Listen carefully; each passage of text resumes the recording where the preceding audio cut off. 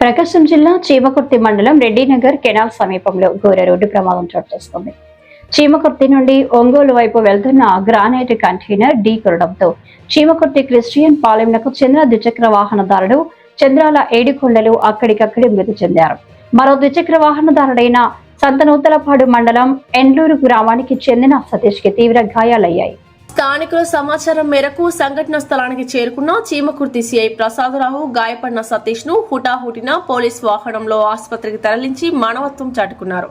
మృతుడి కుటుంబ సభ్యులకి సమాచారం అందించి ఏడుకొండల మృతదేహాన్ని పోస్టుమార్టం నిమిత్తం ఒంగోలు రిమ్స్ ఆసుపత్రికి తరలించి కేసు నమోదు చేశారు.